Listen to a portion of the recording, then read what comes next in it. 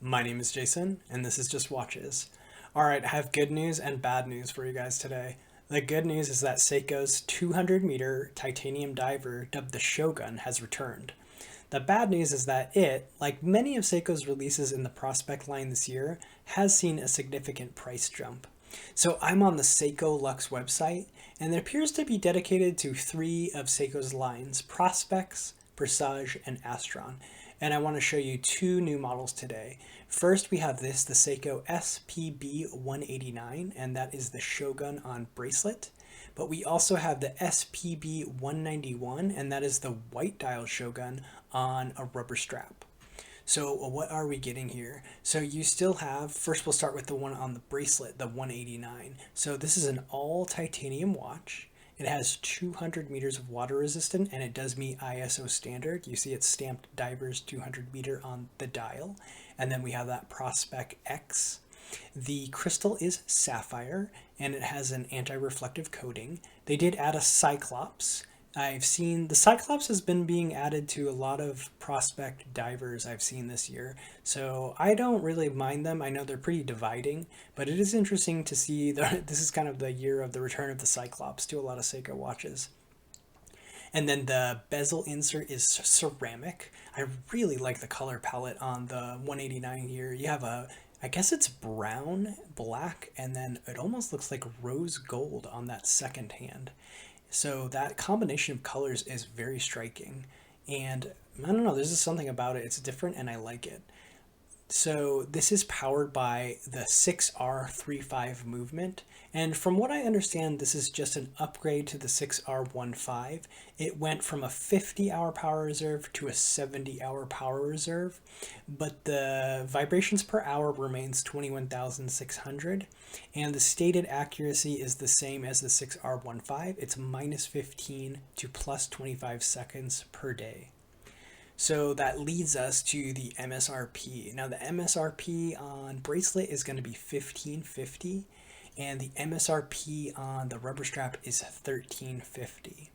Now, I wasn't around when the last generation Shogun, the SBDC129, was released, so I don't know what the MSRP was. And while the bezel insert on that one is aluminum, and it does have that older 6R15 movement, they're available right now on eBay for around $650.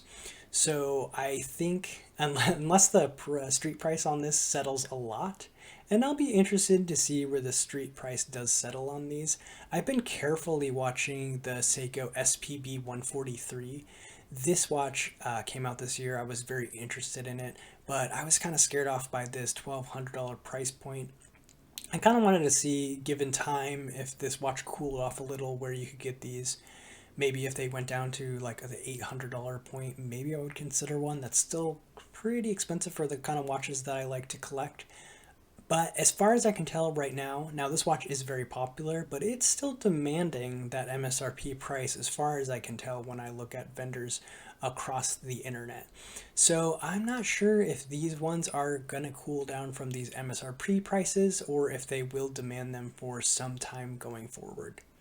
And, as a business, Seiko's free to pursue that strategy.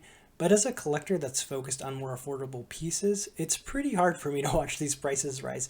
One of the first watches I got was a Seiko SKX, and I got it used, and it was about $140, and I loved that watch. And I just liked exploring all the different Seiko models at that time. So now that Seiko, it looks like they're really trying to carve out like a mid-tier in the Prospect line where the prices are going to be north of $1,000. It's kind of like this friend I just met is suddenly too cool to hang out with me. And so I have to watch these new models come out, which this watch looks striking. I really like the white dial, and I also really like the one on bracelet. But, the kind of watches that I try to feature on the channel and the ones that I'm comfortable are buying just generally don't go into the 4 digits unless it's something very, very special. Honestly, I feel like once a watch crosses the $1,000 mark, you're purely into the world of luxury at that point. That's going to be relative for everybody, but I really can't see myself ever paying MSRP for this Shogun here. So it's cool that they're back. I know people really liked the original Shogun, but I am kind of sad to see that they are going up market with these. I don't know how you guys feel about it. Let me know in the comments below. Is this Seiko strategy?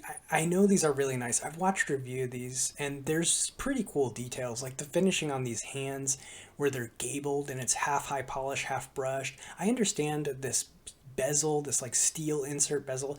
I understand they're using nicer materials. You have the 70-hour power reserve, but I'm not 100% sold that they justify this price. So let me know what you guys think. Is this new kind of mid-tier of Seiko Prospex divers too expensive? Or do you think they are kind of offering the goods to be considered that middle tier brand where they can charge $1,000 to $1,500 for one of these watches? That's all I really have for now. Let me know what you guys think, and until next time, and I'll see you next time, is basically what I meant to say.